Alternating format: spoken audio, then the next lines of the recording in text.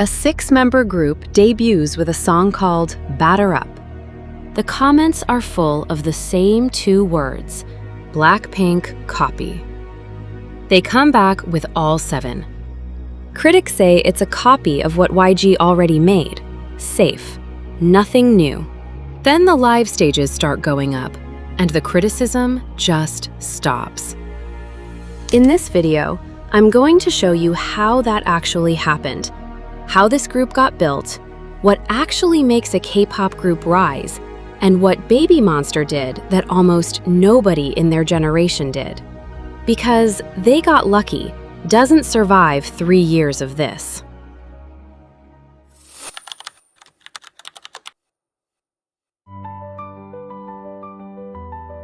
YG at the start of 2020 is not a company throwing a party. The label has spent the previous year in the worst run of headlines in its history. The one thing still working is BLACKPINK, and BLACKPINK's original contracts are on a clock that runs out in 2023. So you can't wait for things to get better. You have to start now, at the worst possible moment. That's what they did. They file a name for a group that doesn't exist yet, and start looking for the people who are going to fill it. Some of the trainees brought in are around 10 years old. They look outside Korea, Japan, Thailand, and they take their time because there's no deadline that matters more than getting it right. Ruka is already deep in it. She trains for something like 6 years before she ever performs in public. Rami had worked as a child model. Rora had already been in rooms with kids who'd end up in other famous groups. Parita comes out of a Thai audition process with over 1,000 applicants in it. Asa is writing her own music before anyone knows her name. Ahyeon is the one the company itself keeps pointing at, the voice. And Chiquita is 12 when she gets picked. 3 months of training, the shortest run of anyone in the group. They get revealed one at a time through performance videos. That's a choice, and it's the first real clue about what this group was built to be. By the way, if you want to support the channel, there's a link in the description where you can do that. But to actually understand what happens to this group over the next 3 years, you have to understand how success even gets measured in this industry. There is no single number that makes a K-pop group big. When people argue about it online, they throw numbers at each other, views, album sales, chart positions, because a group can be enormous by one measure and nothing by another. There are 4 separate things being counted, and they grow at different speeds, in different orders, for different reasons. The first is attention. Music video views in the first 24 hours. This is the number everyone quotes on debut day. What it actually measures is how much interest a company can concentrate into one day. How well they built the hype. Attention is the easiest one to buy, which is why a huge first-day number, on its own, proves nothing about whether people will still be there in 6 months. The second is fandom. This one measures how many people care enough to actually spend money the moment something drops. The third is the general public, Korean digital charts, the ordinary listener in Korea putting your song on. And the fourth is rooms, concert tickets. How many people in a physical building on a specific night? This is the one that can't be inflated. Here's why I'm telling you this before we go any further. BABYMONSTER got these 4 in a strange order. They were handed enormous attention on day 1 and had almost none of the other 3. No belief, no proof. A lot of people convinced the attention was all there was. Everything that happens from here is them converting that attention into the other 3. And the way they did it is the actual story. 12 days before debut, YG announces that Ahyeon will not be debuting. Health reasons. She needs rest. The choreography is finished, the release date is locked, and the member the company had specifically praised for her vocal range, the one a lot of people had been watching hardest, is out. They debut anyway. 6 members. Batter up. You've got a group missing its most talked-about member, a chaotic rollout, and an internet that had already decided this was BLACKPINK 2.0 before hearing a note. 22.5 million views in 24 hours, breaking a record aespa had held for 3 years. 100 million views in 18 days, also a record, the fastest any K-pop group had ever gotten there. That's attention, maximum attention. It's the number a company can most influence, and YG had spent a year building exactly that. But attention isn't the same as belief, and the belief part wasn't there yet. Because at the same time, the conversation turns to Chiquita. She's 13 years old when the group goes public, 12 when she was picked. And people start asking whether a child should be in one of the most demanding industries in the world at all. That's a fair question. It stays hanging over the group for the next 2 years. So at the end of 2023, here's the honest position. Enormous numbers, a group that isn't complete, a concept people say they've seen before, and no proof yet that any of it holds. The proof comes 4 months later. Ahyeon comes back.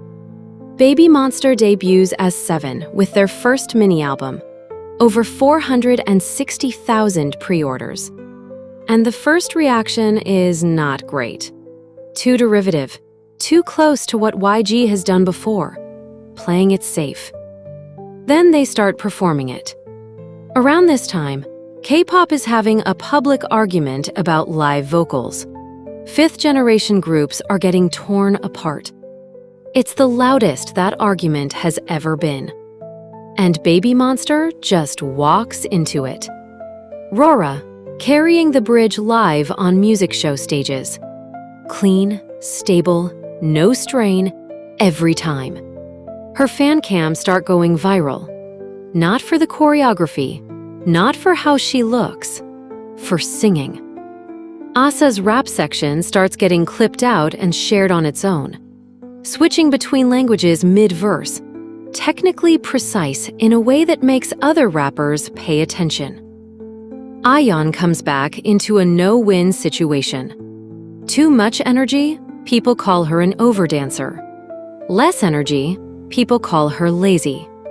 She keeps going anyway. Then, 40 days after debuting as 7, they're playing arena-sized rooms. A Tokyo fan meeting sells 26,000 tickets.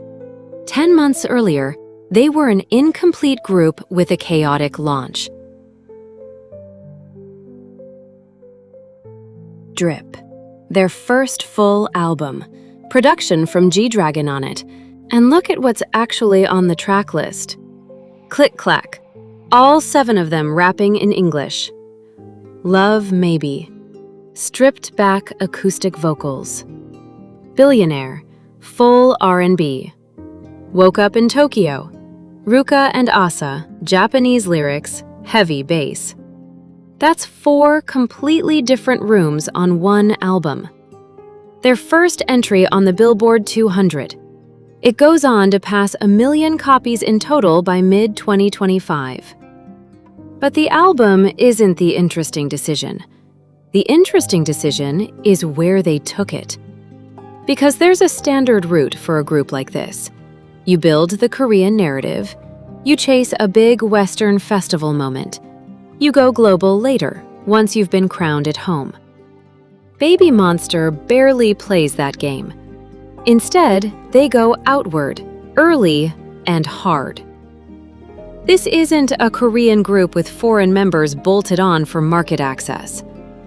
While everyone else was competing for the same crowded space in Korea, BABYMONSTER was touring across Asia at the same time. In Japan, Ruka and Asa were walking out in their own country. In Thailand, So were Purita and Chiquita. 2 nights, around 23,500 tickets. The Hello Monsters World Tour starts. Seoul, then New Jersey, then Los Angeles, then Japan, where dates sell out and they keep adding shows and opening restricted view seats because there's nowhere left to put people. And then May 2025, Singapore. Rami, who had been performing through health problems without saying a word about what it was costing her, is told by doctors to stop.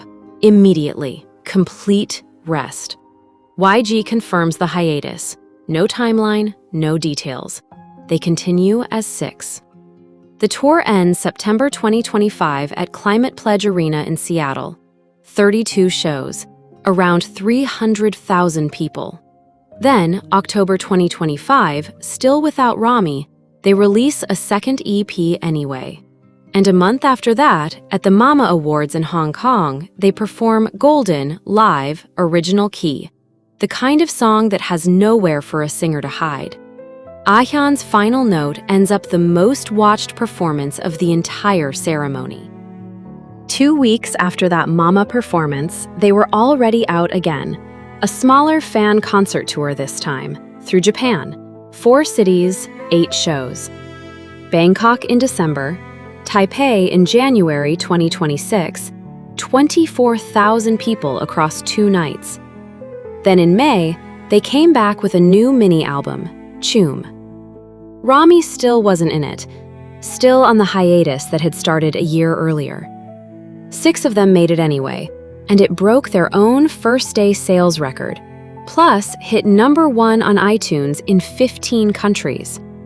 And in June, they opened their second world tour, 3 nights in Seoul to start, 11 shows across Japan, Manila, Macau, Auckland, Melbourne, Sydney, cities they'd never headlined before. North America, South America, and Europe still ahead of them. Somewhere tonight, there's a room filling up with people who found this group at completely different moments.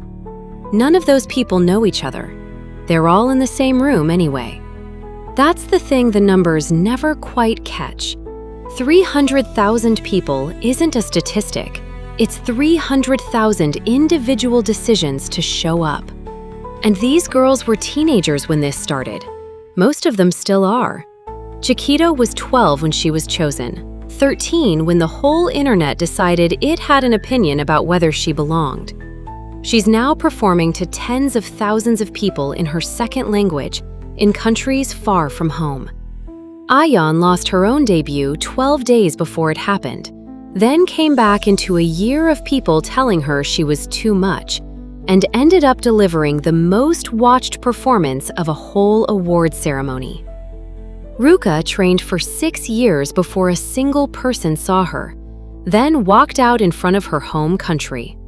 None of them were handed this, so the group is bigger than it's ever been.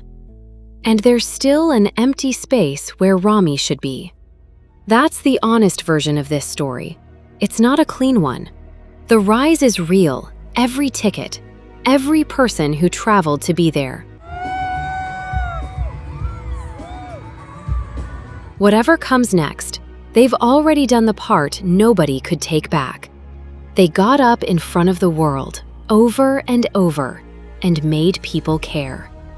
The rest of it, we're all still waiting on.